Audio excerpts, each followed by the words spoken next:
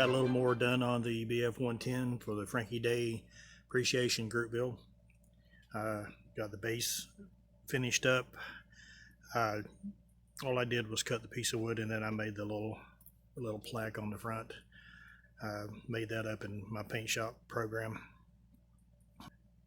I know that doesn't look like there's been a whole lot done to it, but got quite a bit actually done to it. The canopy, I got the canopy all masked off, as you can see, and hang on, I'm gonna change my camera here, maybe it'll stop that jumping. But I got the wings, and the tail wing has been primered. I've got the nose assembly on, and you can see some red spot putty here. I actually I went by the instructions. Get my pointer, maybe my camera like my pointer better than my hand. Anyway, you can see right here that there's some red putty. I went by the instructions and I assembled the chin guard, and then put the chin guard, I call it the chin guard, the chin piece, onto the fuselage. And dry fitting it, it popped into place perfectly. Well, when it come time to glue it into place, and I popped it back in where it needed to be, it was sitting there just pretty as you please, and I reached over to get the glue, and I heard something snap, and it broke it. There was there's a pin, or not a pin, but a little tab on the fuselage that this front piece just snaps onto, and I guess it was just too much pressure that it snapped the chin piece there. So I got some red putty on that. I'm going to go back in and kind of scribe that line back in before I paint it. Everything inside the cockpit and everything, I've got all that painted finally, and put the guns in back here, and got all the guys glued in. They're just, like I say, all I did was just kind of rough in colors on them to give a presence in the cockpit, since it's going to be technically in flight mode. The landing gear is going to be down, so I could actually take it off the stand and put it on, set it on the table if I wanted to.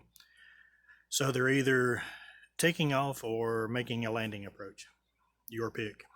But all on the inside here, it called for green zinc chromate, so I got all the green painted in there, and I got some of the, actually got all the parts that needed the green painted in, so I can start doing the assembly. I am actually on step number 3. Step 1, you can see, is pretty much all cockpit, which is pretty general for airplanes, and then then the fuselage. But I've been jumping all around doing other things with this, and then this is where I'm at. Like I say, I was on step 3. So I wanted to go ahead and get all the green painted, so I could go ahead and start assembling the engines and putting the engine nacelles together. And this, these instructions, it only has 7 steps. Like there's number 4, more work on the engine, applying the engines to the, or assembling the engines to the wings, and then the wings to the fuselage, and more doodads here. But number 7 is what I wanted to show you before I went off on that other stuff. Number 7 is just the front antenna array, and I'm not going to do that as this step. I'm going to wait till I'm completely painted, decaled, and clear coated and everything before I put the antenna array on there. So this is just a short little update to show you where I'm at, and I don't know what else to say. Like I say, that the wings and the tail wing are not glued on, so I guess the next thing what I'm going to do is prime the fuselage and see if there's any more issues that I need to address as far as seam lines. I don't think there is, but Anyway, that's where I'm at. Catch you in the next video.